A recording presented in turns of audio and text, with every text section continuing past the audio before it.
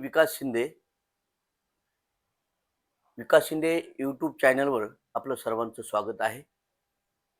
आज आपण जिल्हा धाराशिव, तालुका वाशी या ठिकाणी आपण एक आगळ्या वेगळ्या विषयावर, धम्माच्या विषयावर चर्चा करण्यासाठी आपण आलेलो आहोत. आज चर्चा करण्यासाठी बोधाचार्य सुकाळे गुरुजी यांच्याशी आपण चर्चा करणार आहोत. तर त्यांचा परिचय म्हणजे सुकाळे गुरुजी हे धम्माचा प्रचार आणि प्रचार करण्यासाठी पायात भिंगरी बांधून धम्माचा प्रसार आणि प्रचार करीत आहेत. गेली 50-60 वर्षे ते धम्माचा प्रसार आणि प्रचार करीत आहेत. ज्यावेळी डॉक्टर बाबासाहेब आंबेडकरांनी आपल्याला धम्म दीक्षा दिली होती 1956 साली, त्यानंतर महाराष्ट्रामध्ये जो आपला लग्नविधी म्हणजे मंगल परिणय होता, त्यावेळी धम्मदीक्षा बाबासाहेबांनी दिल्यानंतर आपल्या लोकांना धम्माबद्दलची काही माहीत नव्हती. लग्न कसे लावायचे, बौद्ध पद्धतीने काय करायचे ही काही माहीत नव्हती. त्यावेळी आपल्या लोकांच्या घरामध्ये बाबासाहेबांचे, बुद्धांचे फोटो सुद्धा नव्हते. त्यावेळी 56च्या नंतर गुरुजींनी जो मंगल परिणय आहे ते स्वतः कोणत्याही गावामध्ये असू द्या, त्या गावामध्ये एक शबनम त्यांची असायची. त्या शबनममध्ये बुद्धांचे, बाबासाहेबांचे फोटो घेऊन स्वतःच्या खर्चाने प्रत्येक खेड्यामध्ये, धाराशिव जिल्ह्यामध्ये म्हणा, कुठेही म्हणा, ते स्वतःच्या खर्चाने लग्नविधीसाठी जात होते. त्यावेळी असे काही कोणी एवढे पैसेवाले नव्हते की बाबा लग्नविधी झाल्यानंतर तुम्हाला गुरुजी हे दान घ्या, पैशाचं दान घ्या, अशी करणारी मंडळी नव्हती. पण त्या काळामध्ये स्वतःच्या खर्चाने लग्नविधी करून स्वतः बाबासाहेबांचे, बुद्धांचे फोटो संगती घेऊन लग्न लावून त्या ठिकाणी ते आहेर सुद्धा देत होते. अशा काळामध्ये त्यांनी धम्माचा प्रसार आणि प्रचार केलेला आहे. त्यांना अनेक धम्मभूषण पुरस्कार भेटलेले आहेत. त्यांनी धम्माचा प्रसार फक्त धाराशिव या ठिकाणी केलेला नाही, त्यांनी कल्याण या ठिकाणी, मुंबई कल्याण या ठिकाणी सुद्धा त्यांनी धम्माचा प्रसार प्रचार केलेला आहे.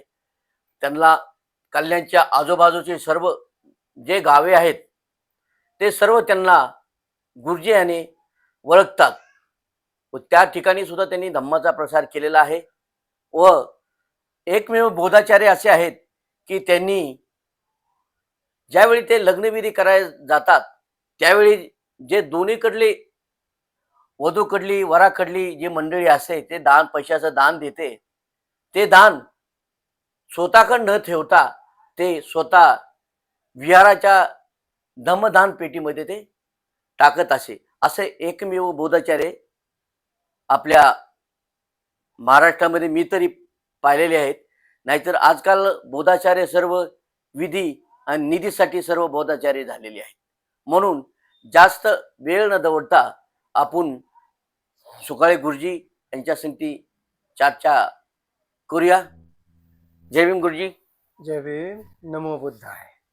तर आज डॉक्टर बाबासाहेब आंबेडकरांनी आपल्याला धम्म दीक्षा देऊन आज 70 वर्षे झालेली आहेत. तरी तो धम्म आहे, तो धम्म आपली लोक आज पालन करत नाहीत. याची कारणे कोणती? धम्म न पाळण्याचे कारण म्हणजे काय? धम्म फक्त काही विधीसाठीच आपल्याकडे पाळला जातो, परंतु धम्माची जी तत्व आहेत, तथागताने, भगवंताने जो धम्म निर्माण केला माणसाच्या कल्याणासाठी, प्राणी मात्राच्या कल्याणासाठी, पण त्या तत्वाला मात्र तिलांजली दिली जाते.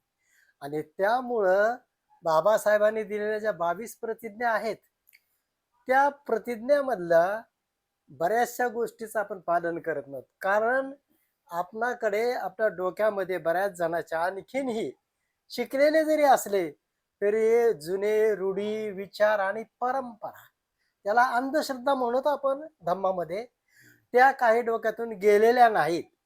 त्याच्यामुळं लग्नविधी करणे, जलदानविधी करणे, या गोष्टी एक ना म्हणता एक त्याच्या 5-6 गोष्टी केल्या, तर बाकीच्या गोष्टीमध्ये सर्व काही जुन्या रूढी प्रथाप्रमाणे मागच्या धर्मातील याच्याप्रमाणेच लोक करणारे आहेत. आणि त्याच्यामुळं धम्माकडे दुर्लक्ष होतं.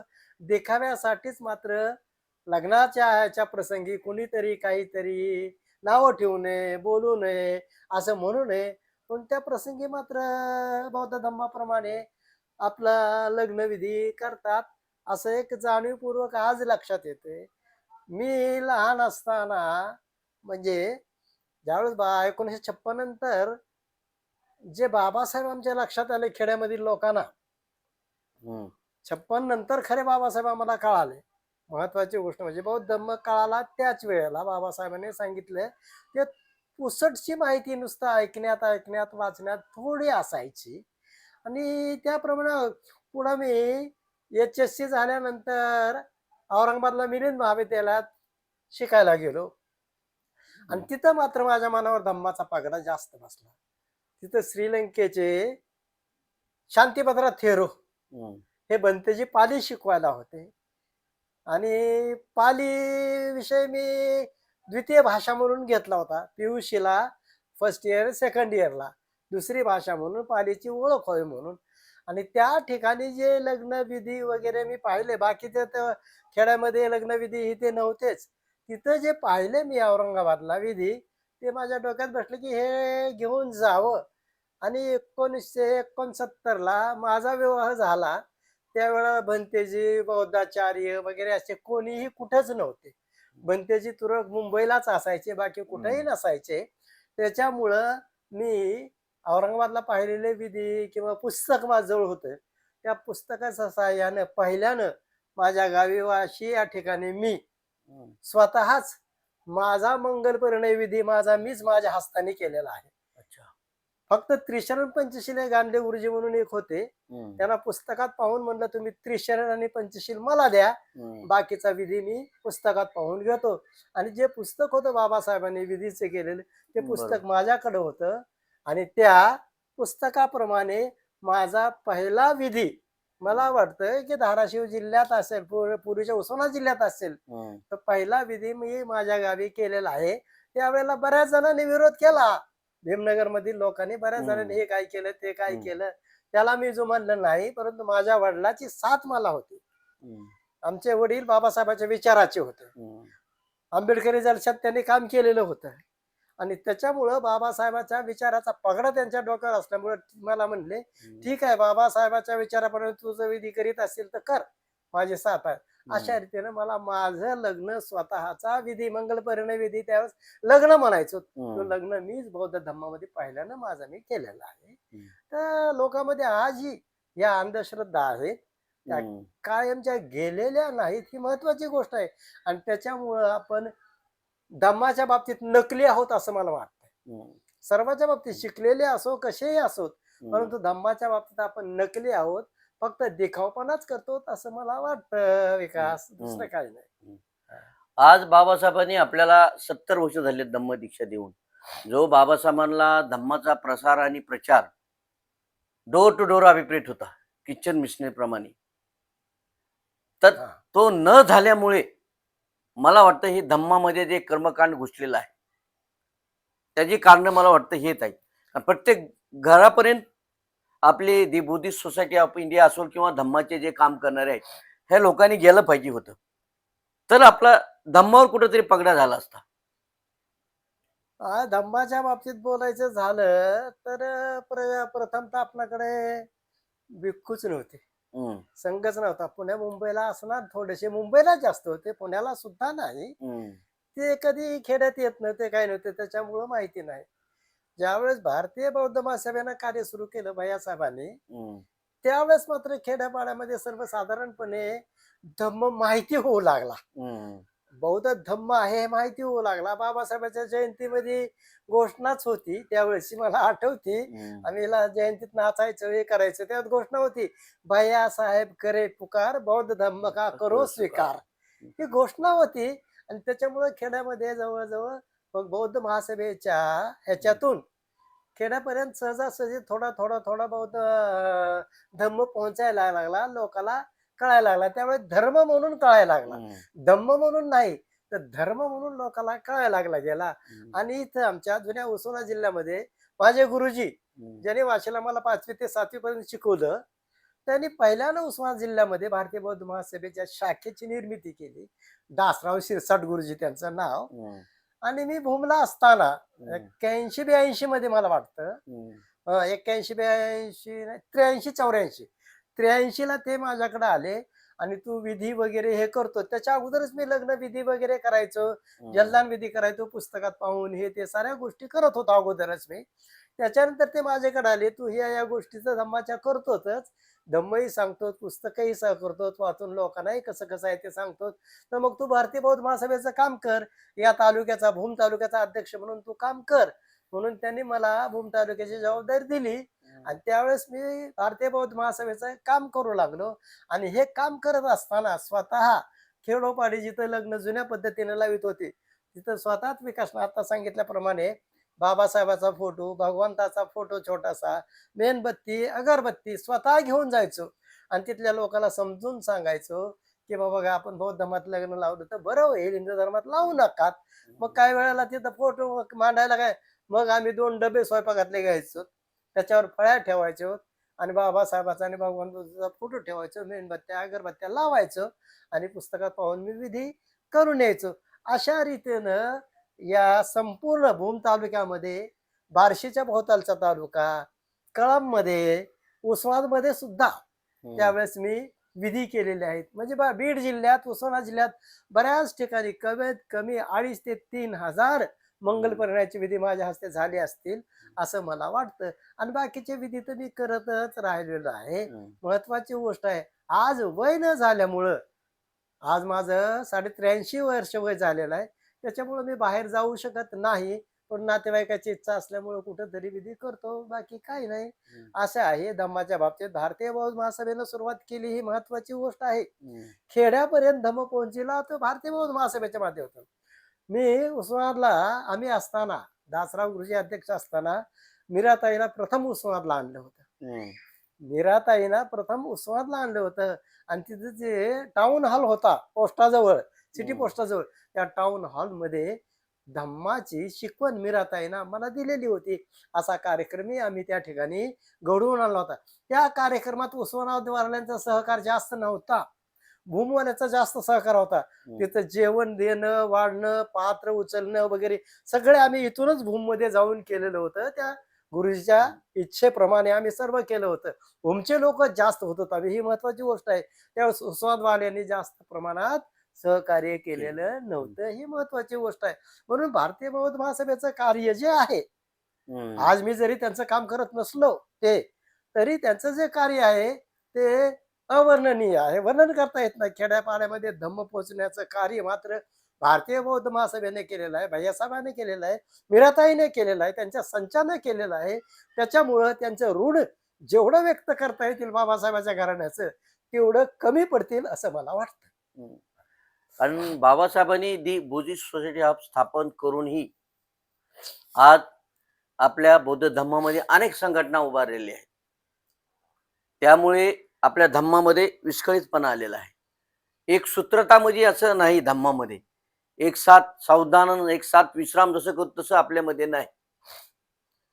त्यासाठी बाबासाहेबांनी बुद्धाई धम्मामध्ये आपल्याला धम्मशासनाची गरज आहे. जे धम्माचं आचरण करणार नाहीत अशा लोकांना धम्मशासन झालंच पाहिजे असं डागसर बाबासाहेब आंबेडकरांनी नमूद केलेलं आहे. तर त्यासाठी आपल्याला इथून पुढं धम्मामध्ये एक संघ यावे, यासाठी आपल्याला काय करता येईल? एक धम्मामध्ये यायचं असेल तर पहिल्यानं विचार बदलले पाहिजे. पहिल्यानं विचार बदलणं महत्वाचं आहे. धम्माचे विचार आपण घेणं, अंगीकृत करणं महत्वाचं आहे. धम्म विचार जर अंगीकृत केले तर धम्म आपल्याला समजतो, महत्वाची गोष्ट आहे. आणि त्याच्यासाठी बाबासाहेबांनी जो निर्माण केलेला पूज्य ग्रंथ आहे, आदरणीय ग्रंथ आहे, भगवान बुद्धांनी त्यांचा धम्म याचं वाचन करणं महत्वाचं आहे. नुसतं वाचनच करून नाही, त्याचं आकलन झालं पाहिजे. वाचूनच काही समजत नाही, त्याचं आकलन म्हणून अनेक वेळेला वाचलं पाहिजे. जोपर्यंत आपल्याला एक एक प्रकरण त्यातलं कळत नाही, समजत नाही, तोपर्यंत वाचन करणं हे महत्वाचं आहे. म्हणजे बौद्ध धम्म हा आपल्या मेंदूमध्ये घुसला पाहिजे. हम्म. महत्वाची गोष्ट आहे मेंदूमध्ये. पाहत मन आणि मेंदू, मन आणि मेंदू, पहिल्यानं मन त्या धम्माकडे गेलं पाहिजे. हम्म. मनाने मात्र धम्मापासून, धम्म हा माझा आहे, बाबासाहेबांनी मला दिलेला आहे, बाबासाहेबाचा विचार आहे, बाबासाहेबाच्या मुळेच मला सर्व काही मिळालेलं आहे, माझ्या मुलाला मिळालं आहे, पुढच्या पिढीलाही मिळणार आहे. माझ्या आई वडिलांना काही नव्हतं, अडचणीत घरात झोपडीत राहत होते. आज मात्र आमचे सर्वांचेच म्हणा, हम्म. बाबासाहेबाच्या क्रांतीने, बाबासाहेबांनी जो लढा दिला, त्या लढ्याच्या, बाबासाहेबाच्या प्रेरणेनं आज आपण मात्र गाड्या आहेत, माड्या आहेत, कपडे लत्ते आहेत, सर्व काही आपणाकडे आहे. परंतु बाबासाहेबांनी जे विचार दिलेले आहेत ते धम्माचे विचार. ठीक आहे, बाबासाहेब जयंतीच्या वेळेला, याच्या वेळेला आपण अंगे करतो, सर्व करतो, जय भीम जोरात म्हणतो, सर्व काही करतो. परंतु बाबासाहेबाच्या चळवळी, राजकीय चळवळीमध्ये समाज जास्त गुंतलेला आहे. सर्वात जास्त का, तर राजकीय चळवळीमध्ये फायदा आहे आणि धम्माच्या चळवळीमध्ये काही फायदा नाही. त्याच्यामुळं बाबासाहेबांनी जो धम्म आपल्याला अखेरीस दिलेला आहे, तो धम्म कशासाठी दिला बाबासाहेबांनी? तुम्हाला तुमचा उद्धार तुम्हाला तुमचाच करावा लागेल, कुणीही दुसरे तुमचा उद्धार करणार नाहीत. त्याच्यामुळं भगवान बुद्धाने सांगितलेलं आहे, तुमचा जर उद्धार व्हायचा असेल तर तुम्ही स्वावलंबी झालं पाहिजेत. आणि त्याच्यामुळं स्वावलंबी होण्यासाठी मन, मनगट आणि मेंदू हे जर बळकट करायचे असतील, चांगले करायचे असतील, तर भगवान बुद्धाच्या धम्माकडे आपण वळलं पाहिजे, असं बाबासाहेबांनी सांगितलेलं. बाबासाहेबांनी या विश्वातील सर्व धम्माचा अभ्यास केलेला आहे, सर्व गोष्टीचा अभ्यास केलेला आहे. आणि सर्व गोष्टीचं जिथं की भगवान बुद्ध म्हणतात मी सांगतो, इतर धर्मामध्ये आहे, धम्म प्रचारकांनी सांगितलेलं आहे, धम्म संस्थापकांनी सांगितलेलं आहे, मी सांगतो तेच खरं हम्म. आणि त्याप्रमाणेच तुम्ही वागवलं पाहिजे. पण तथागताच्या धम्मामध्ये बाबासाहेबांनी का घेतला तथागताचा धम्म? तर तथागताच्या धम्मामध्ये विचाराला, बुद्धीला स्थान दिलेलं आहे. तुम्हाला जर योग्य वाटत असेल, मनुष्य मात्राच्या कल्याणाचा असेल आणि प्राणी मात्राच्या कल्याणाचा असेल, तर ते स्वीकारा. मी सांगतो म्हणून स्वीकारू नका, असं तथागताने सांगितलेलं आहे. आणि हेच बाबासाहेबांनी सांगितले की भगवान बुद्धाच्या धम्मामध्ये आपल्या बुद्धीचा उपयोग करता येतो आणि आपल्याला जे सत्य आहे, असत्य आहे, याचा फरक करता येतो. आणि जो सत्य आहे त्याचाच मार्ग भगवंतांनी सांगितलेला आहे. आणि तो सत्याचा मार्ग आपल्याला कळणं अत्यंत महत्वाचं आहे. आणि त्यासाठीच बाबासाहेबांनी इतर धर्म सोडून आपणाला भगवान बुद्धाचा धम्म दिलेला आहे. इतर सर्व धर्माचे लोक बाबासाहेबाला बाबासाहेबांनी ज्यावेळेस 1935 मध्ये येवला मुक्कामी धर्मांतराची घोषणा केली, त्यावेळेस बाबासाहेबांच्या पाठीमागे बरेच जण लागले होते, आमच्या धर्मात या, आमच्या धर्मात या. परंतु ज्या बौद्ध धम्मामध्ये कोणी बाबासाहेबाला कसल्याही प्रकारचं आमिष दाखवलं नाही. जो बुद्धिवादी आहे, वैचारिक आहे आणि मानवी प्रगतीला कल्याणकारक आहे, मानवी प्रगतीचं कल्याणासाठी झटणारा असा धम्म आहे. आणि जर या त्या पूर्वाश्रमीच्या अस्पृश्यांचा, आज त्यांना दलित म्हणतात, त्यांचा जर उद्धार व्हायचा असेल तर त्यांनी बौद्ध धम्माकडे वळलं पाहिजे, त्याप्रमाणे आचरण केलं पाहिजे, निश्चितच त्यांचं कल्याण होईल असं बाबासाहेबांना वाटलेलं आहे. आणि त्याच्यामुळेच बाबासाहेबांनी आपल्याला बौद्ध मध्ये दिलेलं आहे. परंतु मला काही काही वेळेला वाटतं, काही जणांना वाईट वाटेल, मला शिवाय देतात आजी आणि देतील की आपण बाबासाहेबांची धम्माच्या बाबतीत गद्दारी केलेली आहे. बरोबर. हम्म. धम्माच्या बाबतीत बाबासाहेबांची आपण गद्दारी केलेली आहे. कारण तर धम्म आचरणात योग्य प्रकारे आणावा, त्याच्या तत्वाचं पालन करावं. बाबासाहेबांनी दिलेल्या 22 प्रतिज्ञा आहेत, त्या 22 प्रतिज्ञा पाठांतरच नाही तर त्या आचरणात कशा आणता येतील याचा विचार करणंही महत्वाचं आहे.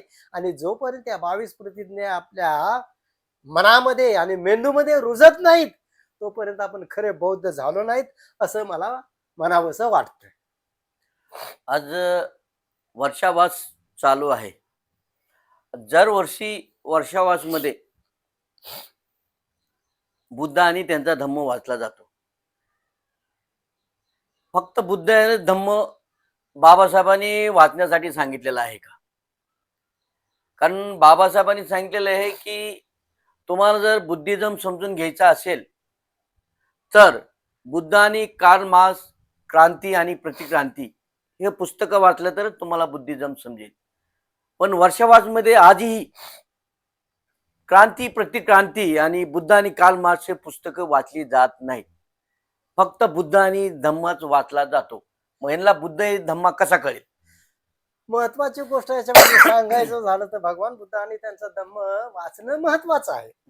नुसतं वाचनच महत्वाचं नाही. कारण काय होऊ लागले आता, मला वाटतं, काही जणांना काही वाटत असेल अगर काही नाही, पण मला जे सत्य वाटतं, इतर लोक जे काय रामायण वाचतात, हम्म. रामायण बरोबर. बसवतात, आणखीन इतर देवदेव करतात, इतर ग्रंथ वाचतात, पोथ्या पुराण वाचतात, काही काही गोष्टी ठेवतात, सप्ताह ठेवतात, हे करतात. हम्म. त्याच्याप्रमाणेच मला वाटतं वर्षावासामध्ये काही जणांना हे वाईट वाटेल, मी बोलतो ते, वर्षावासामध्ये भगवान बुद्ध आणि त्यांच्या धम्माचंच वाचन केलं पाहिजे. नुसतं वाचन करूनच नाही, तर भगवान बुद्ध आणि त्यांच्या धम्मामध्ये बाबासाहेबांनी आपणाला काय सांगितलंय त्याचं आचरण मात्र होत नाही.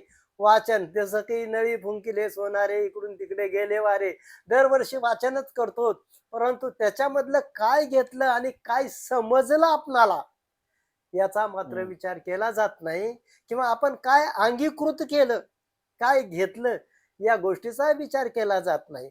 परंतु त्याचबरोबर धम्म माहिती होण्यासाठी भगवान बुद्ध आणि त्यांचा धम्म यावेळेस ग्रंथ 1 2 3 वर्ष वाचा, त्याच्यानंतर दुसरा ग्रंथ घ्या, मिलिंद प्रश्न घ्या, इतर ग्रंथ घ्या, जे एक एक गोष्टी आहेत ते थांबा. तेच नाही तर भगवान बुद्ध बाबासाहेबांनी जे पुस्तक निर्माण केलं आहे क्रांती आणि प्रतिक्रांती, या गोष्टी वाचून नाही तर त्याचं पारायणच नाही, तर त्या इतर गोष्टी जसे इतर धर्मातील लोक जसे त्यांच्या धर्मग्रंथाचे अर्थ सांगतात, समजून सांगतात, त्याप्रमाणे नुसतं वाचनच करून चालणार नाही, तर त्याच्या मतितार्थ त्याच्या गोष्टी त्या उघडपणे अनेक उदाहरणं देऊन हे करून, चालू उदाहरणं घडी या देऊन प्रत्येक गोष्टी लोकांच्या डोक्यामध्ये बिंबवण्याचा प्रयत्न करणं महत्वाचं आहे. नुसतं वाचन करूनच काही होत नाही. अलीकडे ती एक फॅशन झालेली आहे, मला म्हणायचंय हम्म. विकास, हम्म. ती एक फॅशन झालेली आहे. वर्षावास वर्षावास वर्षावास वर्षावास म्हणजे काय, हम्म. वर्षावास कुणासाठी असतो हे आम्हाला हा, माहिती नाही. बरोबर आहे, बरोबर आहे. भगवंताने वर्षावास का निर्माण केला, हम्म. वर्षावासाची गरज का वाटली भगवंताला, हम्म. ही महत्वाची गरज आहे, महत्वाची गोष्ट आहे. की पाऊस त्यावेळेस मोठमोठे असे, जंगल मोठमोठी असत, अरण्य असत, नद्याला मोठमोठे पूर येत असत, हे येत असत, आणि अशा वेळा भिक्खू संघांनी बाहेर पडू नये. त्याचबरोबर जंगलात रानात चालताना या पावसाळ्याच्या दिवसामध्ये हम्म. अनेक लहान लहान प्राणी निर्माण होतात, हम्म. आणि त्या प्राण्याच्या हत्या पायाखाली होऊ नये. हम्म. न कळत हत्येचा प्रकार वेगळाच आहे भगवान बुद्धांनी सांगितलेला. हम्म. हत्या ही मनापासून निर्माण झाली पाहिजे, हम्म. कुठलीही गोष्ट मनापासून, तर तिला हत्या, तरच तिला हत्या म्हणतात हे सांगितले.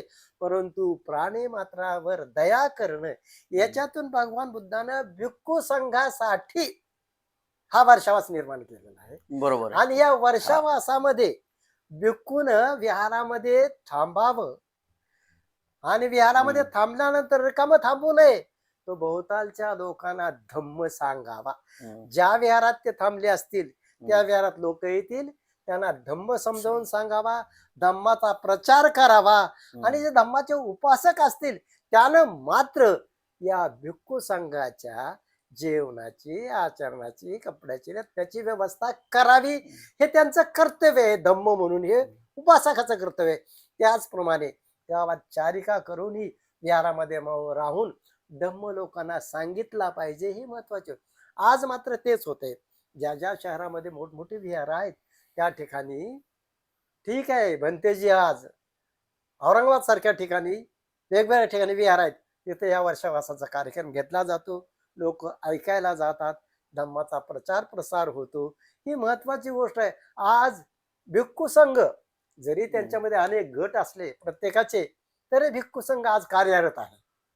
काही असो, भिक्खू संघ आज कार्यरत आहे. भगवान बुद्धाने ज्या गोष्टी निर्माण केलेल्या आहेत त्या धम्म, महत्वाची गोष्ट स्वतः बुद्ध, धम्म आणि संघ, याला आपण त्रिरत्न म्हणतो. रत्नाचं रत्न हे अमोल असतं, त्याला किंमत नसते. तसंच बुद्ध, धम्म आणि संघ हे अमोल अशी रत्न आहेत. परंतु ह्या रत्नाचा उपयोग आपणाला करता येणं महत्वाचं आहे. आणि या वर्षावासामध्ये उपासकाने आपलं जीवन पवित्र ठेवावं. निदान उपासकाने या वर्षावासामध्ये अष्टशिलाचा अवलंब करावा हे निश्चितच सांगितलेलं आहे. भोजन करा अगर न करा त्याचा प्रश्न नाही. महत्वाची गोष्ट उपवास ज्याला म्हणतात, आपण उपोषित म्हणतो त्याला, ते उपोषण. उपोषितच केलं पाहिजे. हम्म. आपण उपोषित म्हणतो ते उपोषितच केलं पाहिजे वर्षावासात, असं काही नाही. परंतु वर्षावासामध्ये उपासकाने धम्माचं आचरण करणं हे महत्वाचं आहे. धम्म अंगीकारणं महत्वाचं आहे. धम्म श्रवण करणं महत्वाचं आहे. या गोष्टी महत्वाच्या या वर्षावासामध्ये आहेत. वर्षावास एक आपणाकडं काय झालेलं आहे त्याला म्हणावं लागेल, एक फॅशन. फॅशन नाही, प्रथा. प्रथा. हा, एक प्रथा झाली. इतर करतात त्याप्रमाणे अलीकडे वर्षावास भिक्खू संघाकडून आपल्याला माहिती झाला, म्हणून प्रथा झालेला आहे. म्हणून उपासकाला वाटतं की वर्षावास हा आमच्यासाठी आहे.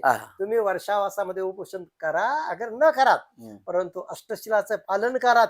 त्याच्यापेक्षाही मी म्हणेन की बाबासाहेबांनी दिलेल्या 22 प्रतिज्ञा आहेत, त्या जरी या वर्षावासामध्ये अंगीकारल्या आपण, तरी खरे आपण बौद्ध होऊ शकू, बौद्ध धम्माचे अन्वय होऊ शकू, असं मला वाटतं. तर डॉक्टर बाबासाहेब आंबेडकरांनी ज्यावेळी 14 ऑक्टोबर 1956 साली धम्म दीक्षा दिली, त्यावेळी बाबासाहेब म्हणले होते की मी सांगतो म्हणून तुम्ही धम्म घेऊ नका, तुमच्या बुद्धीला पटलं तरच घ्या. असं करू नये की महाराने बुद्ध धम्म खराब केला हा ठपका तुमच्यावर लावून घेऊ नका. तर मला वाटतं तशीच परिस्थिती निर्माण झालेली आहे आता सध्या. हा, बाबासाहेबांनी नागपूरचे मुक्कामी म्हणले होते, ते म्हणले होते मी सांगतो म्हणून तुम्ही धम्म घेऊ नका, बुद्धाच्या मार्गावर चालू नका. तुम्हाला जर तो पटला, तुमच्या कल्याणाचा वाटला, तुमच्या सुखाचा वाटला, तुमचं दुःख नष्ट करणारा वाटला आणि तुमचा उद्धार करणारा, माणूस म्हणून जगण्यासाठी ज्या ज्या गोष्टी असतात त्या त्या जर तुम्हाला पुरवणारा असेल असं वाटलं, तरच धम्म अंगीकारा, तर स्वीकारा. ही महत्वाची गोष्ट. असं बाबासाहेबांना का म्हणावं वाटलं? कारण आपल्या मनावर त्यावेळेस पगडा जो होता मागच्या धर्माचा, तो पगडा नष्ट झाला पाहिजे. तो पगडा जो आहे, डोक्यात अंधश्रद्धा शिरलेल्या होत्या, त्या धम्माचं नावही घ्यायचं मला कमीपणा वाटतो, नको वाटतं. ज्या अंधश्रद्धा त्या धर्मानं आपल्यामध्ये निर्माण केलेल्या होत्या, त्या अंधश्रद्धेपासून दूर व्हावं हा प्रयत्न बाबासाहेबांचा महत्वाचा होता. म्हणजे तुमच्या बुद्धीला जर भगवंताच्या, बुद्धाच्या, धम्माची तत्व योग्य वाटली तर तुम्ही स्वीकार करा. नाहीतर बाबासाहेब म्हणले होते, फक्त महाराज नाही तर बाबासाहेबांच्या तोंडाने एक वाक्य आहे विकास, की पुन्हा म्हणू नये की या चांगल्या पवित्र अशा बौद्ध धर्माचं महारामांगाने वाटोळ केलं, असे हा ठपका नेऊ नये आणि त्याच्यामुळे तुम्ही धम्माचं वाटोळ करू नका, असं बाबासाहेब हे निश्चितच त्या ठिकाणी म्हणले होते, बऱ्याच ठिकाणी म्हणले होते. त्याच्यानंतर नागपूर नंतर चंद्रपूरला दुसऱ्या 16 तारखेला मला वाटतं दीक्षा बाबासाहेबांनी दिली, त्या ठिकाणी सुद्धा बाबासाहेब हेच म्हटले होते. म्हणजे बाबासाहेब म्हणले नाहीत की बाबा मी सांगतो म्हणूनच धम्म घ्या, तुम्ही माझे अन्वय म्हणतात, मला मानतात, माझ्या आज्ञेप्रमाणे वागतात म्हणून माझी ही आज्ञा नाही, माझा अहंकारही नाही धम्माविषयी तुमच्याविषयी की तुमच्यावर लादावं म्हणून. हे बाबासाहेब तत्व होतं. जर तुम्हाला योग्य वाटला, पवित्र वाटला, तुमचं कल्याण करणारा वाटला, तुमचं दुःख नष्ट करणारा वाटला, तुम्हाला सुख देणारा वाटला, तुमची प्रगती करणारा वाटला, तुमचा विकास करणारा वाटला, आणखीन तुमचं आयुष्य सुखमय जीवन तुमच्या पुढच्या पिढीला चांगलं घडावं, त्यांचे संस्कार धम्माचे त्यांच्यावर घडल्यावर त्यांचं आयुष्य चांगलं घडत, त्याच्यामुळं बाबासाहेबांनी उद्वेगाने तसं म्हटलेलं होतं. आणि आज मला वाटतं बाबासाहेबांची तीच संकल्पना सत्य वाटते का, हम्म. असं मला कोणी शिव्या दिला वाईट बोललं तरी हरकत नाही, परंतु बाबासाहेब म्हणले होते ते सत्य होतं आणि ते सत्य आज हम्म. उतरतं का. आम्ही फक्त मागच्या धर्माचे काही दगड जरी दिसले तरी त्याचा हात जोडून पाया पडतो आणि इकडे जय भीम म्हणतो. असे कित्येक मी पाहतो, बऱ्याच ठिकाणी पाहिलंय की आहेत देऊळ आहेत मंदिर आहेत, तिथं जातात पाया पडतात, त्यांची भजन म्हणून त्या भजन भिजन, परंतु धम्मावर जी श्रद्धा आहे ती मुळापासूनची मनापासूनची श्रद्धा मात्र आज लोकांवर नाही. आणि बाबासाहेबांनी ते म्हणलेलं जे आहे ते मला वाटतं अगदी योग्यच होतं आणि आजही ते योग्य आहे आणि पुढेही योग्यच राहील, कारण आपण त्या धम्माचं आचरण किती पवित्रपणे करावं, चांगलं करावं. अहो धम्म म्हणजे आचरण आहे, दुसरं काही नाही. धम्म म्हणजे धर्म नाही, धर्मामध्ये आणि धम्मामध्ये फरक आहे. सांगितलं. धम्म म्हणजे फक्त आचरण. ते कसलं आचरण? पवित्र आचरण, शुद्ध आचरण. धम्माप्रमाणे आचरण जो करतो तोच खरा बौद्ध होय, तोच खरा बौद्ध धम्माचा अनुयायी होय, असं मला वाटतं. आज या ठिकाणी आपले सुकाळे गुरुजी आहेत, यांनी बाबा वर्षावास कुणासाठी व का याबद्दल माहिती सांगितलेली आहे. पुन्हा नंतर ज्या बाबासाहेबांनी 22 प्रतिज्ञा आपल्याला दिलेल्या आहेत, ती आपली आचारसंहिता आहे. ते आपल्या प्रत्येक घरामध्ये आपल्या 22 प्रतिज्ञा असल्या पाहिजेत. तर आज आपण या ठिकाणी इथेच थांबूया आणि पुढल्या वेळेस वेगळ्या विषयावर चर्चा करण्यासाठी लवकरच भेटूया. नमो बुद्धाय. जय भीम सर. जय भीम. नमो बुद्धाय. धन्यवाद विकास.